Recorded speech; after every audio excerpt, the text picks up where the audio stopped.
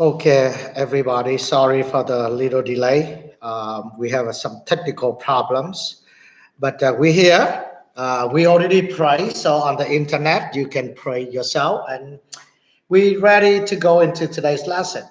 After last week, we talked about the mystery of faith and everything else, and we start the Lord be with you and the Eucharistic prayer. In the Eucharistic prayer, I like to bring, of course, it's a whole prayer. You remember the first part is after I lift up. Remember, I do the word of consecration, and after the consecration, I lift up the host. Everybody, what do you do? Adore. Yeah, the word is adore. And then I put it down, I genuflect as a sign of adoration. You see, what I lift up for you is not for my adoration, it's for you adoration. Then the priest sign of adoration is when he genuflect. You see the two different things? When I lift up, it's not for me to adore. I lift it up so you can adore.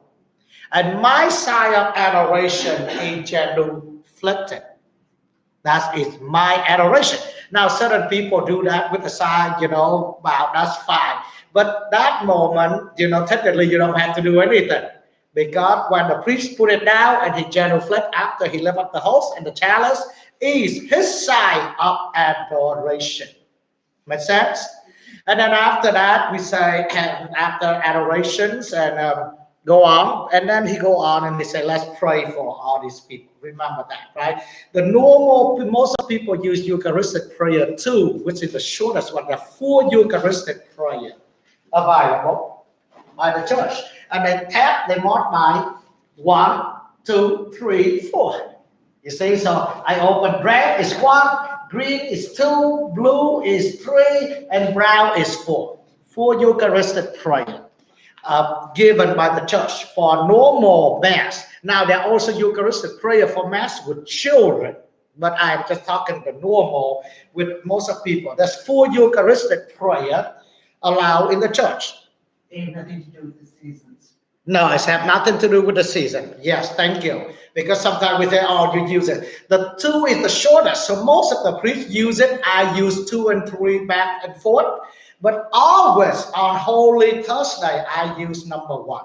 I do use number 1 on the feast. 2 things that I always use. I do it order 1, 2. But the 2 mass in a year that I always use Eucharistic prayer 1.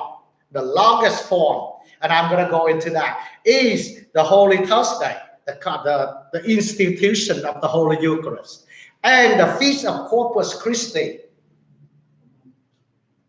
And I always use it ever since in my life as a priest.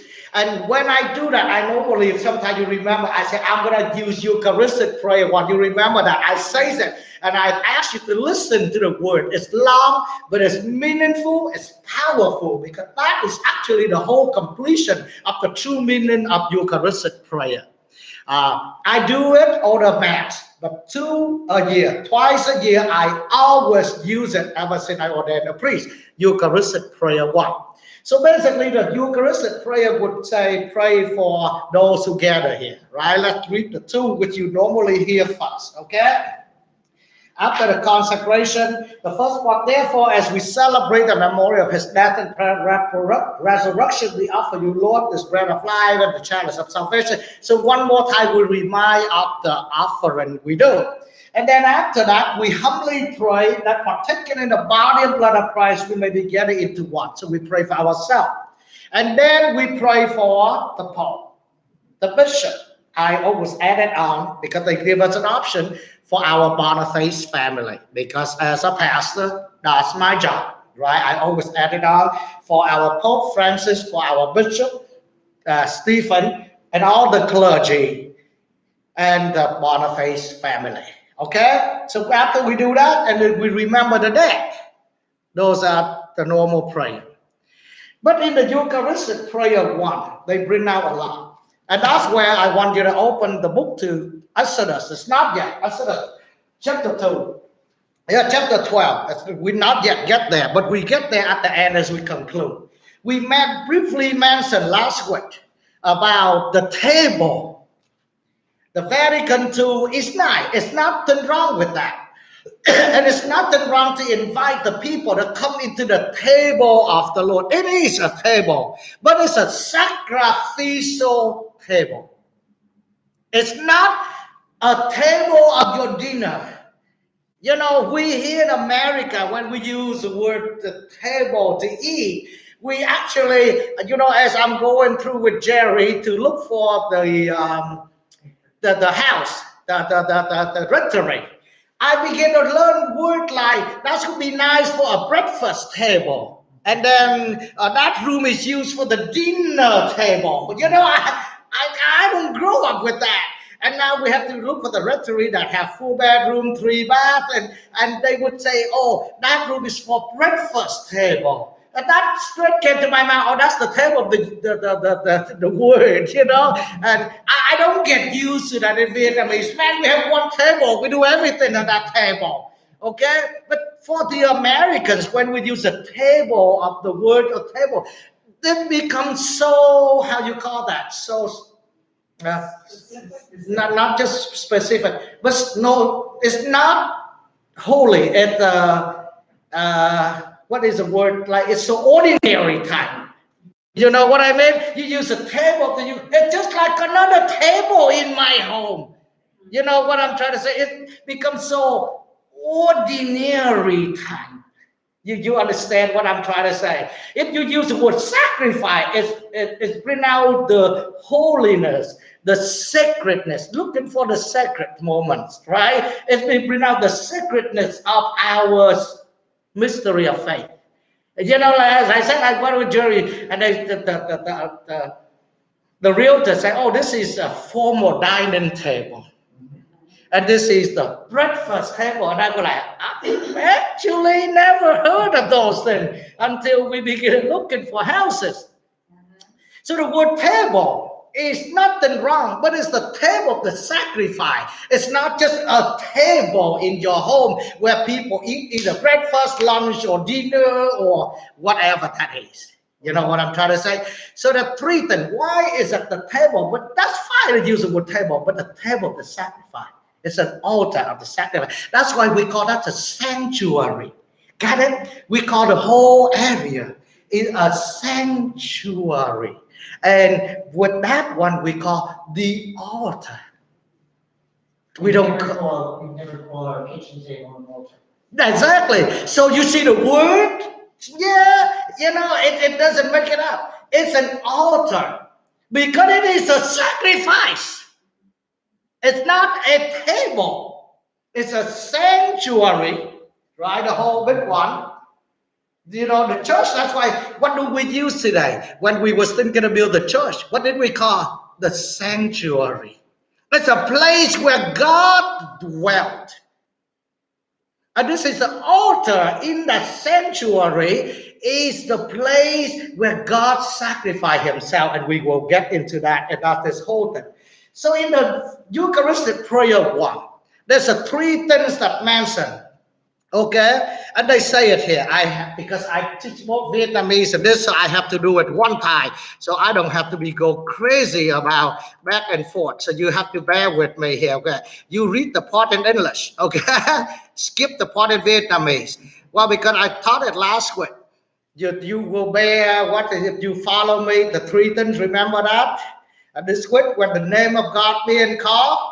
One of them is speak new languages. So here it is. When you call the name of God, you can do that. In what Eucharistic prayer 1 is what we please to look upon this offering with a sincere and kindly countenance. Basically, you see the word is so powerful, serene and kindly countenance, and to accept them as a comparison here, right? As you were pleased to accept the gift of your servant Abel the just, the sacrifice of Abraham, our father in faith, and the offering of your high priest Melchizedek on a holy sacrifice and spotless victim. That's what we're going to do today. The 3 things. The first one. The gift of Abel.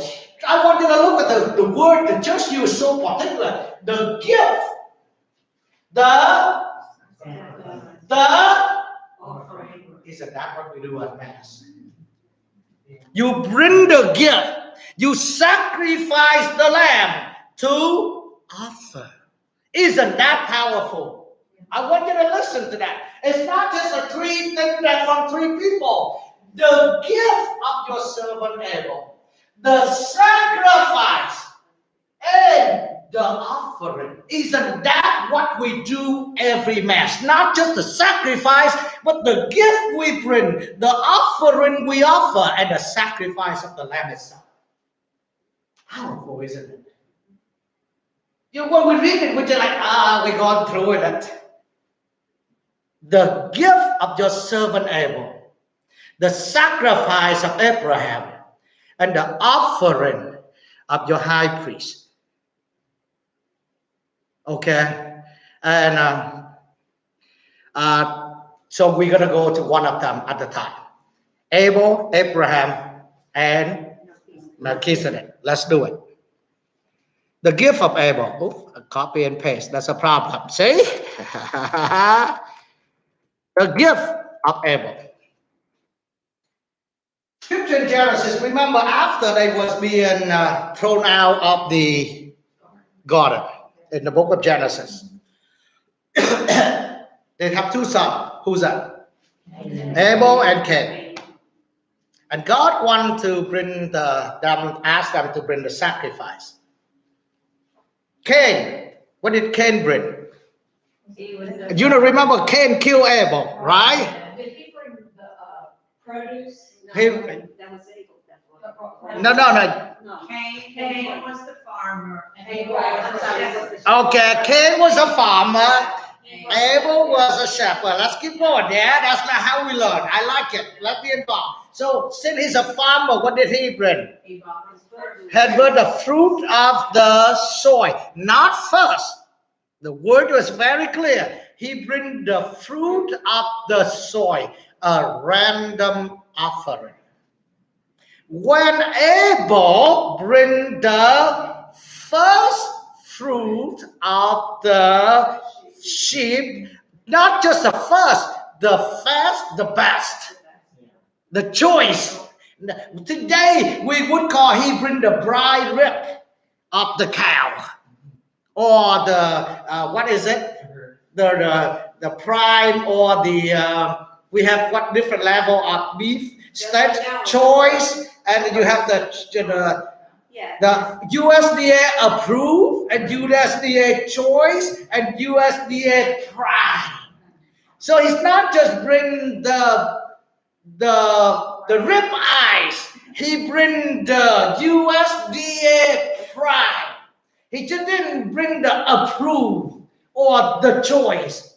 Got it? The three level of that. So he bring the first, the best, and the no other better to offer. And God accept that gift and rest favor on him. You know, of course, I could preach that on offering the first fruit to God. When we give to God, we don't give from extra. We give it from the first coming in. And we have many faithful parishioners say that very clearly on a very fixed income. When it come in, this is how much God get for the church. And I do admire them a lot. I talk to a lot of them. They on a fixed income, and they say, what is my income coming in every month? Sometimes they will tell me, Father, when it's coming on Mondays, whatever the first, on the Tuesday, that's where my church go out to the church, you know, God. But anyway, so that's the gift of Abel. He brings the best choice. And this is the first accepted by God after the fall of Adam. You are right. Cain also brought the gift from where? But it's not the first. He just randomly picked the gift. Okay, here. Abel brought the firstlings of his flock and their fat portion. Not only the first, but the fat portion. The best options in Genesis 4:4. That is, he offered the firstborn, the very best of what he has. But Cain doesn't. Alpha, this is not from me. This is from St. John Chrysostom in the 3rd century. I stole it from him. Okay? Just don't think that I could think about this beautiful explanation. But Cain doesn't offer God the first fruit of his harvest. Instead, he simply gives him, Genesis 4:3, an offering of the fruit of the ground. And I think most of us fall into that category. We come to God with the good enough mentality, morality. It's the good enough. We don't give God the best of the best. We give God the good enough. And I am guilty as charged of that. I say we. I didn't say you. Like I'm not one of the you. I am one of the you. So it becomes the we. Okay? So that's where it is. And that's why I say that, that St. John Chrysostom observed that Abel's piety is demonstrated by the fact that he did not casually offer any of his sheep, but one of the firstborn. So he casually select what go to the Lord. And this was that. Okay? So that's the first one, the gift. Remember the 3 words, the gift of Abel, what is Abraham? Sacrifice of Abraham. And what about the priest Melchizedek? The offering. I want you to think about that 3 words. It's powerful. It's not just the offering. It's a gift, the sacrifice, and the offering. We all know what the sacrifice of Abraham. I don't think I have to go through that, right? Everybody of us who study here should know the sacrifice of his son Isaac. I think that's a well-known story. He brought it to God.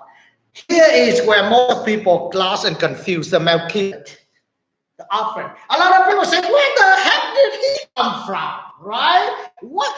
Suddenly he popped up in the Bible and he disappeared in the Bible. That's where when every time we talk about Melchizedek, people say, where did he come from? He popped up and he popped out.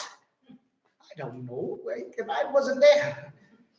But I know what's in the Bible. So let's take a good look. So do we have to go through the sacrifice of Abraham, or we can skip that? Okay, we can skip that. There's only one thing that's important in the sacrifice of Abraham is that Isaac was his firstborn. That is correct. And later on, Isaac was what? Firstborn. yes. And laid in line. Yes, lay in line with the firstborn. Yeah, and that's really important when you get to Exodus. Absolutely. The firstborn being killed. And that's why we get into there shortly. Yeah, you all always run ahead of me. We get in there shortly, okay? Okay. So just remember the firstborn of Abraham, okay? The first fruit of the everything. Here, St. John Chrysostom said about the gift of Abel. Where is it? The fact that he did not cast offer any one of his sheep, but one of the firstborn. Okay? The firstborn of Abraham. Either the gift or the sacrifice. So let's get to Melchizedek. Okay? A figure of important and biblical tradition. We don't know where he came from and he popped up, but we know for sure he appears as a person. Where was it? Only I can't read from there. Better read from here. Interpolate. Where am I now? Vignette from Genesis chapter 14. So basically, he's only few verses, 18 to 20. Of the story of Abraham rescuing his kidnapped nephew Lot by defeating the coalition of Mesopotamian king under. Okay? In the episode, Melchizedek meets Abraham. This is the story. I want to summarize it for you. On Abraham returned from the battle. This is Abraham coming home from the battle, rescue his kidnapped nephew Lot, and come back. And Melchizedek came out from so-called nowhere. He got to be somewhere, but they don't tell the whole thing. Return, give him the bread and wine. Melchizedek give Abraham the bread and wine. Remember that. Not Abraham give Melchizedek the bread and wine. So far, so good? Okay. Which has been interpreted by some of Christian scholars as a precursor of the Eucharist. So that Melchizedek's name be entered the canon. That's how they explain into that Melchizedek. And he blessed Abraham in the name of God. Name of God. In the name of God. He blessed Abraham in the name of God. In return, Abraham gave him the tithe of a booty. So, dearly beloved, the offering of Melchizedek the priest, he's been revered by Abraham. He gave and blessed Abraham, and Abraham submitted himself to the priest and accept the offerings of a priest. I want you to pause and think about it. You're talking about this is the father of faith. Accept the offering from a gift, from a priest. Not only that, accept his blessing. Abraham would say, I would be the one who bless you, dude. I'm the father of faith, man. But no, there is a, how do we say this? There is a call for everybody. The three offices of Christ. The priests are separate. The prophet, the king. This is the priest. What does the priest do? He offers sacrifice. That's his job. But the mystery is. Go ahead. I'm listening. I know where you're going. The priesthood. You know what? Every time when I teach that when she's here, I always have to do that before I'm preparing because I know where she's going. Go ahead. The priesthood had not been initiated yet. The only priests were pagan priests at that time. And so the mystery is Melchizedek was king and high priest of Salem. Right. What was he a high priest of? But yet, if you look at the Hebrew words, Right here, that's where I have it here. I know where you're going. I will get here shortly. You see, I knew she would have bring that up. Go ahead, go ahead. So El Elyon is a name for God, the one God, the Hebrew God. So the mystery has always been, how can he be a priest when the priesthood had not even been in yet? So that is what not even a priesthood yet. No, and Abraham knew very little about God. Mm-hmm. He was following a higher power, but he didn't know anything about God yet. Exactly. He knows there's a most high. That's all he knows. Just like the star. He followed. And that's where I have the whole explanation. Because I know she would have written that out. But I just want to pause here and make a thing. Dearly beloved, the three figure mentioned offer, I call the three modes of sacrifice. That's what we do today. That's what it happened every Mass. Before Vatican II, the Mass, what is the Mass? We did the first lesson we learned about is what is the definition of a Mass? It's a sacrifice. The definition of a Mass is a sacrifice. The definition of a Mass is not a table of the Eucharist. And that, yes, we use that term, but the term is loosely misunderstood because the meanings change in people's life. As I told you, I was teaching the first communion class. One of the kids say, you know why, Father? In science, we have to use Latin terms. And I was like, no, don't bring science up because I suck. Don't ask me. And she said, the reason why they use Latin words in science is because the meanings of the word never change. It's a dead language. So it means what? It means there's no development on it. So they must sure. So just the term, the table, I don't know. I wasn't living through that. It may be nice as an invitation to people to come to Mass with the intention of Vatican II. But if we understand that table is just another table at home, we screw. I use the word screwed. Because that means I don't need to go to church to attend the table of the Lord. right? I can sit at my table at home and open my Bible and I have the table of the Word.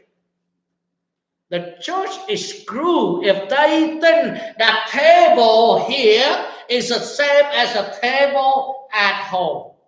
This is the same problem that Paul had. People were coming for the bread and wine because they were hungry. And he got mad at them. He said, no, if you're hungry, eat before you come. And who was that one? Paul. Yes. Paul says a second. Paul, and this is not Jesus. This is first century Christian. They misunderstood. They come for that. And Paul said, no, people. This is Paul belief. So what he knows back then, many people didn't know. He said, no, you don't do this. This is the sacrifice. This is where we receive the Lord. Not just because we want to feel this one. And even they had 2-story houses. And they would meet, and Paul would meet. That's right, on the first floor, and then go up to the second floor with the believer to break the bread. And that's where we talk about the table of the Eucharist and the table of the Word. So he actually separated out. But before Paul, there's another one. We talked about that. Before Paul doing the Word downstairs and the Eucharist upstairs, before that, what did the apostle did? Even before Paul came into the picture, they go to the synagogue to pray, to read the scriptures, and then they go home and break the bread as a sacrifice. Isn't that amazing? That was even before Paul showed up in the pictures of it. Isn't that powerful? Today we just and that's lost the whole meanings of it. So, can I ask a question? Just one question, yes. Okay, you said Paul. Where is that in the scriptures that they had the word on the first? Yes, we did it in one of our teachings right here. Yes, we must miss that. We did. When I talk about the word, I gave it in one of this. I read the scriptures out. They actually went upstairs and do that, and it's in the Acts of the Apostle. In the upper room. Yes. So they actually did that, and we did it right in there. It's right in the Acts of the Apostle. They recorded it. Paul went upstairs, do it, and then until the next morning, then he come down and he leave. Okay. So now I want to bring. I think this is important as we approach the Holy Week. First of all, the fasting and the abstinence related to all these sacrifice. This is a little outside. Many people, included in the U.S., they just say, well, why do you have to fast on Sunday? I mean on Fridays. No, not fast, abstain from meat on Friday. Well, if I don't like fish, I should eat meat. If I hate meat, no, the church doesn't give you that one. If you read canon law number 1251, okay, it say it very clear. It's actually the law of the church say you abstain from it every Friday during Lent, not during Lent, the whole year. However, the law do allows not the local bishop, the conference of bishops, which sometimes a country or 2-3 countries join together. That's why they use the word a conference of bishops. For the big country, it's one country. For a small little one, maybe 3-4 countries become one conference of bishops. Make sense? The church law allows the conference of bishops to make a decision on that fasting, on abstain from meat. The church law do not allow the conference of bishops to decide if they would fast on Ash Wednesday or Good Friday. That's a mandate no matter where you are. You can't make that change. But they allow the conference of bishops to make a change on the Fridays throughout the year. For us here in the U.S., Canada is different. I'm not getting there because we're in the U.S. I know some people follow me from Canada, but that's your problem.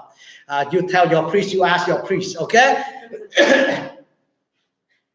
For us here, the U.S. Conference of Catholic Bishops, the Conference of Catholic Bishops in the USA, tell us that we don't have to fast to abstain from meat every Fridays throughout the year. However, they suggest that we do an act of charity. And none of us remember that part. We just remember the first one. I don't have to do it, right? We don't have to, but we should. They suggest to us do an act of charity or something to take the place of that on Friday throughout the years. However, Fridays during Lent, we must abstain. Of course, that's rule for the age. Okay, we must abstain from meat on all Fridays during Lent. That's the rule. Now, even many priests from this country, when I post it up on Facebook, remember every Friday I say, I know, but I have to say it again. Please remember, abstain from meat on Friday. Every Thursday I post that up. I know I'm repeating myself, but here it is again. Even many priests and deacons come in and comment. So we don't have to. We can abstain from another food if we choose to. Now, we could, but that's not what the U.S. Bishop Conference say. For an example, you say, well, I don't like fish. I say, I don't like meat, so I'm going to eat meat on Friday because I don't like, it's a sacrifice. Okay. Now, the law of the church do allow the Conference of Bishops can allow people to eat meat and do all the things. But that's not the Conference of Bishops in the USA. They say you abstain from meat. Oh, they said you abstain from meat. Red blood animal. That's what I mean. Okay? The U.S. Conference of Bishops say you abstain from meat. That means you abstain from meat. So you're saying chicken's okay? No, chicken is red blood. What the heck are you thinking? Well, your I know my science is bad, but yours worse than me. Okay? I can tell you that. What's that? That's cold blood. That's what the difference. Cold blood and hard blood. That's where I try to use it. Hard blood animal. Fish or other than are cold blood animal. And we can have the whole history. I can go in, but I don't want to go into that, explain that. But the cold blood versus the hard blood animal. When we talk about meat, we talk about hot. H-O-T. Hot blood animal. The U.S. Conference of Bishops say it very clear that we do that. Okay, even for the people outside of the age, we should suggest them to, if they could, then please do. If they cannot, then do some act of just like throughout the years. So the question is, can I substitute? Like for example, Jerry loves coffee, he's drinking now. Can I? Oh, that's not coffee. Okay, now I drop example. Okay, tea. You love tea. Okay, so can I give up tea on Friday instead of meat? The answer is no. The answer is no. You got what I'm trying to say? The rules say abstain from meat, which means you abstain from meat. The rule didn't say you could abstain from it or choose to give up all the things that you love. The rule didn't say that. When we read the rule, we have to understand that. And then, so that's the rule for here. However, as I do research to teach you guys, I came out across one thing that I never knew myself. See, that's a lot. I thank you for allowing me to teach so I can learn. The U.S. Bishop Conference also say the fasting from Friday, Good Friday, should last all the way until the Vigil Mass on Saturday. Because it's fasting for the day that Christ laying in the tomb. So you just cannot eat meat on Saturday morning or noon. You can do that. You should celebrate on that night. But until that night, the fasting should continue. And I think it's beautiful. So you will be hearing me preaching that on Palm Sunday. Because I think it's bring out the whole understanding of the fasting on that day, commemorate Jesus' death. No, not the thing. The fasting, because it's Good Friday. So the fasting continue. Fasting and abstaining. Fasting is automatic abstain. There's no need to write. No, fasting means no in between eating, between meals. Abstaining means no meals. Okay, then we do fasting and abstaining because that's Good Friday. So you should be fasting and abstaining from meat all the way until Saturday visual. And I think that's powerful. I just figured about myself by doing research. And I think it's nice. It's bring out the whole meaning of the fasting on Good Friday. Am I right? And those hours from evening of Friday until nighttime of Saturday constitutes the Hebrew Shabbat. That's right. And that's where people also say, that's why on Saturday, we are not allowed to start the visual until sundown. We're not allowed to start Easter visual until sundown. But I think that's a beautiful about fasting, the meaning of that. I somewhat will have to explain that in my homily. But then, when I'm teaching this both in English and Vietnamese, I begin to have questions. Even one of them from the Hispanic culture. That on Holy Thursday, a lot of the Vietnamese, because I think they be evangelized by the Spanish, so they do that. They actually, you go to the church, they actually have a lamb. And they incorporate them into the Good Friday, not Good Friday, Holy Saturday service. In Vietnam, they make a lamb out of sticky rice. And then they put cotton around the sticky rice lamb. And before the washing of the feet, they brought the lamb up. And they burn. They burn the cotton, got it, around the lamb. And then after that, everybody take home and eat. Got it? Share it. Now, that's where Exodus 12 coming in, where we will be going. Do we have time? Yes, we got to have time. Okay? Is it right or wrong? It's wrong. You cannot do it within the service of the Last Supper.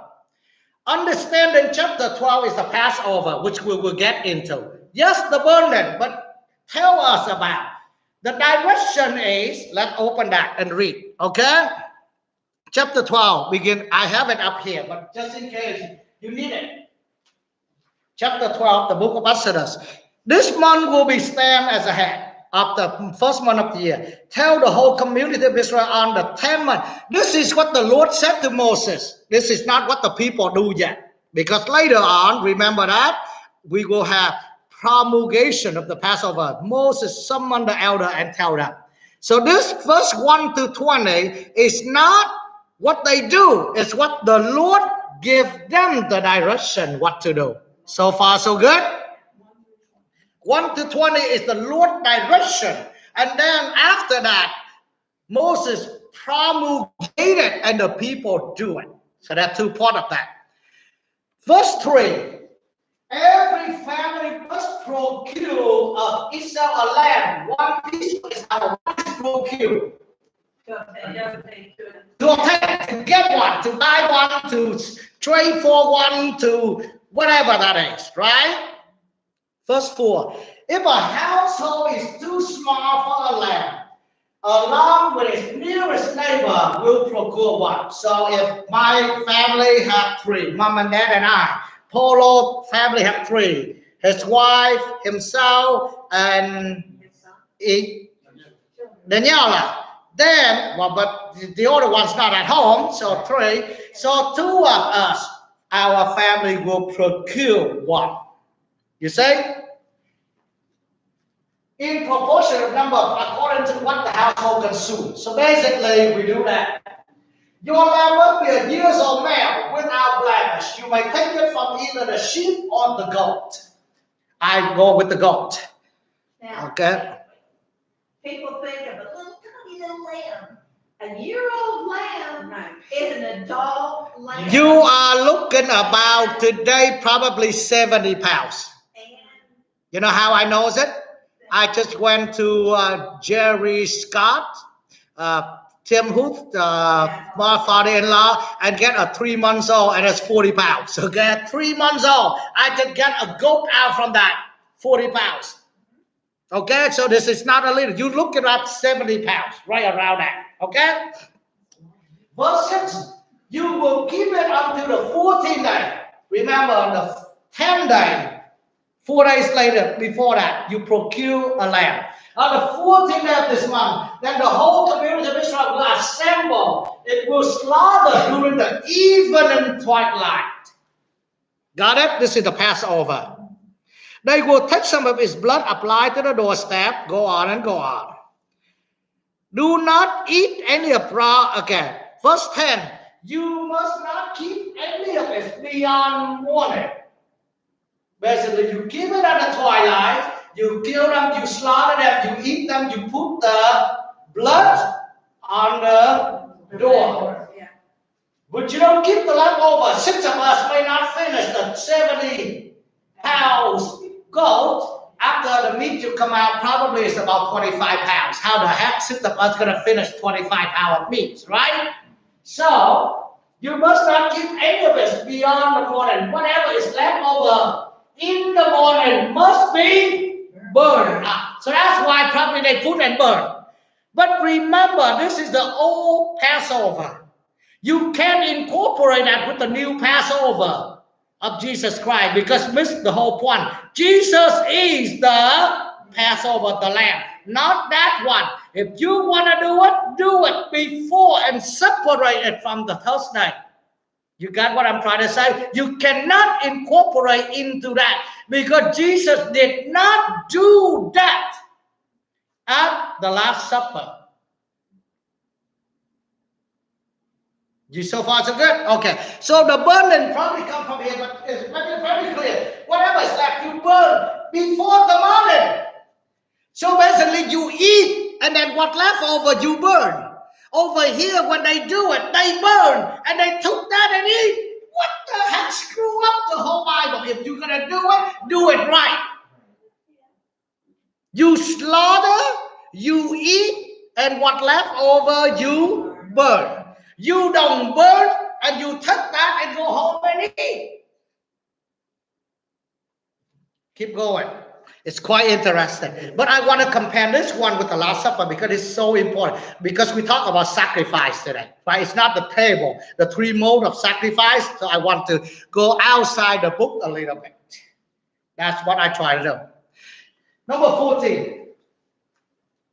On this day will be the day to remembrance for you, which your future generation will celebrate with pilgrims. You know that the Jewish people still do that today on the Passover.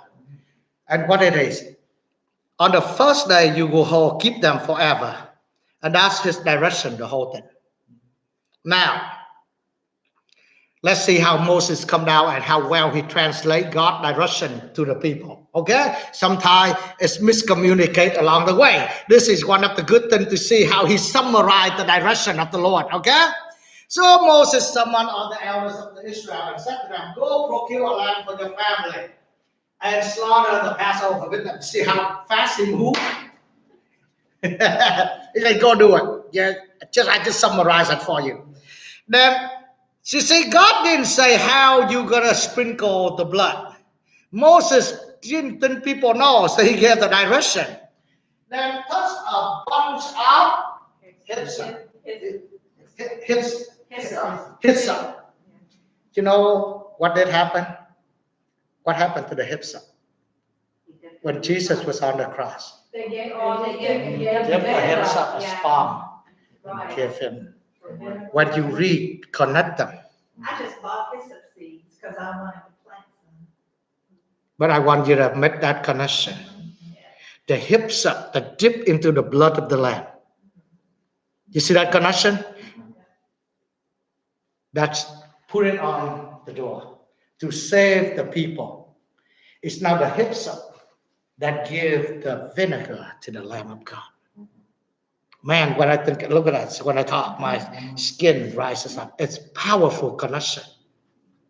It's a prefigure of everything happened later. It's exactly what happened. It's a difference between the lamb dipped in the blood of the lamb. See, Moses do it. This is Moses' direction, not the Lord's direction. The Lord didn't say, you take the bunch of him, and do that. This is Moses' direction to the people after he hear from the Lord. The topic of that called promulgation of the Passover. So he tell people, then take a bunch of hyssop and deepen it in the blood that is in the basin. Apply some of this blood to the lintel and the 2 doorposts, and none of you shall go outdoor until the morning. Now, if we're gonna re-celebrate this one, then Thursday night I can ask you to go in adoration because you're supposed not to go out. What is the church tradition after the Holy Thursday?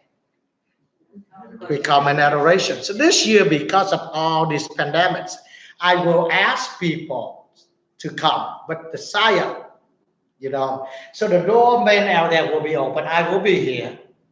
But in this one, I only allow 4 people to be in this room because I will turn this one into a repose chapel.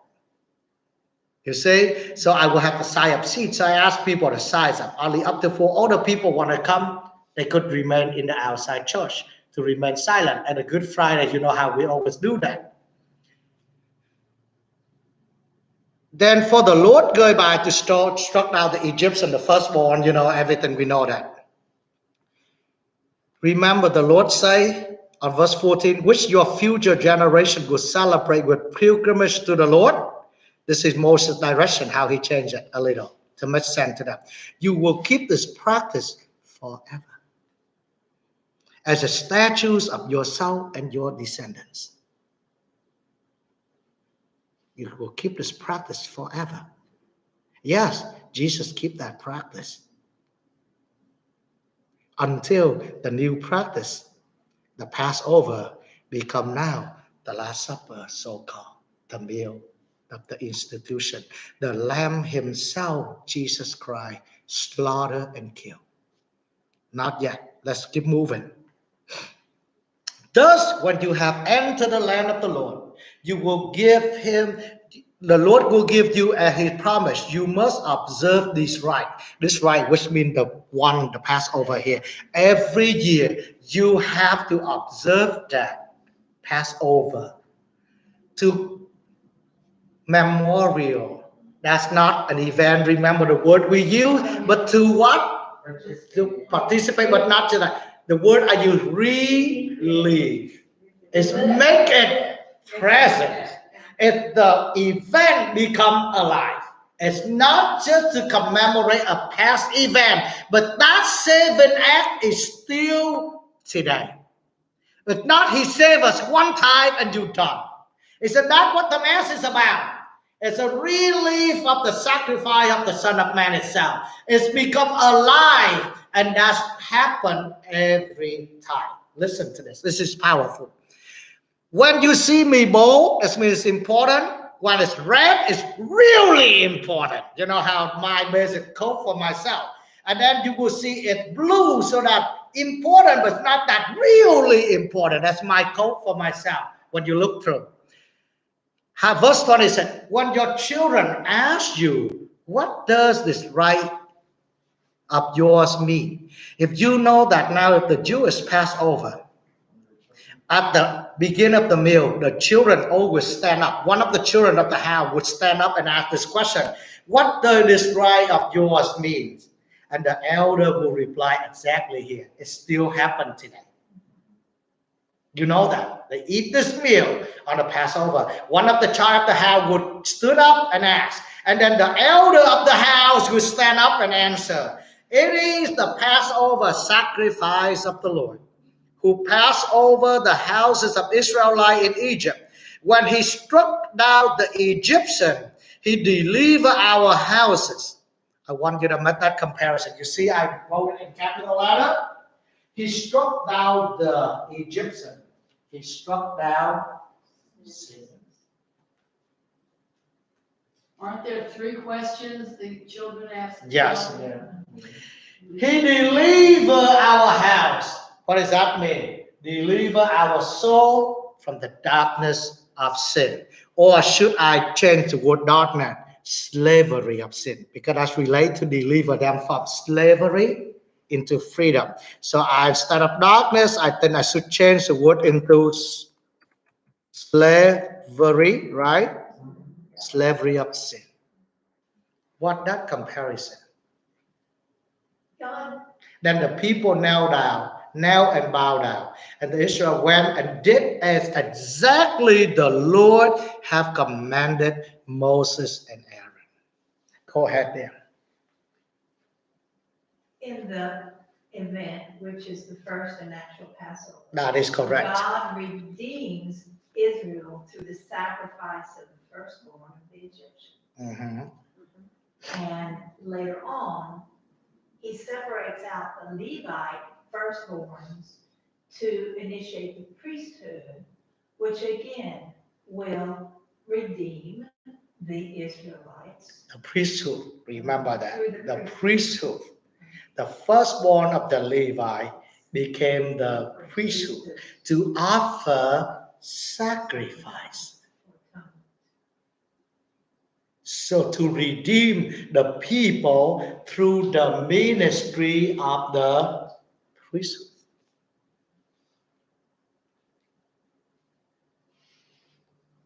Powerful. So it's not just a table. Yeah, you want to call the table, it's fine. But at least you have to call it the table of sacrifice. It's not just a table. I sort of think by Bishop Barron yesterday, he was talking about how important it is to study the Mass after Vatican II. He said, because Vatican II started all the singing, all the we love you and it's beautiful and come on in and party and be part of us. Mhm. And he said, and we started letting all the Mass meaning of the Mass. Tripping And he was away. saying that we should be doing this. We should be studying the Mass and the beauty of the Mass. And if you look at right now, in Germany, they want the president of the conference of bishops in Germany, with all those things, they want to have everybody to come in and just open. Yes, we invite them to come in, but the certain thing reserved for certain thing. I give an example. I joke with this, but this is easy for people to know. You have in your house a master bedroom where your husband and wife stay. You invite people to come, but they don't come into your master bedroom and sleep there because there's certain thing in that one is for husband and wife. It's sacredness. Yes, you open your house, but they don't come into your master bedroom and sleep in there and do the thing just like you and your wife, or you and your spouse. Yes, there's a certain thing. We invite you to come in, be part of the household, to celebrate, to experience our household love. But that is a sacred place for husband and wife. It's not a place where everybody can come in and do whatever they want. So I try to use that image. It's easier for us to understand, but I want you to see how powerful that is. It's so powerful. That the sacrifice. So that's why I always use Eucharistic prayer on the whole, number one, on Holy Thursday and the Feast of the Corpus Christi, because it's bring out the whole sacrifice of that, become the sacrifice of Christ. So some of the people ask me, can we do this lamb sacrifice? I say, yes, you could, but you do it outside of the Holy Thursday Mass. And then if you do it right. Slaughter, eat and burn. Don't burn and take it home and eat. Because the burn was the leftover. So if once you burn, that's the finish of the lamb. You don't burn and then take it home and eat, then you lost the whole point of it.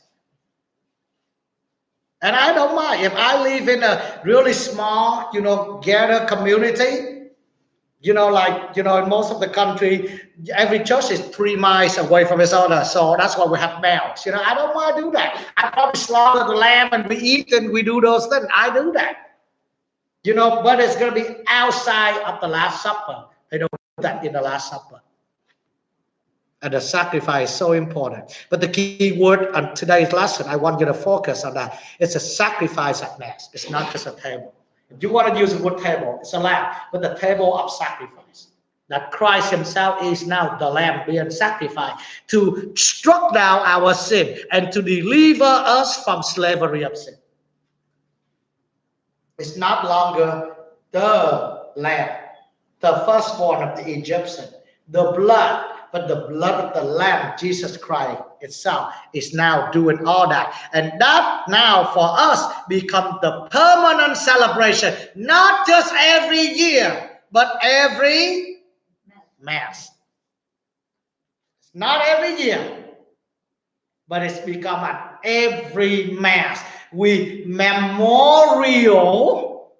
relived that every Mass with Christ's sacrifice. Powerful, isn't it?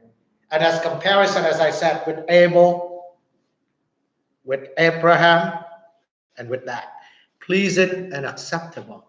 We ask you to bore those things. Just as you was pleased with that, please be pleased with our gift, our offering, and our sacrifice. And that's all we have for today. I hope it's powerful. I tried to do it. I think I'm going to try to combine 2 more widths.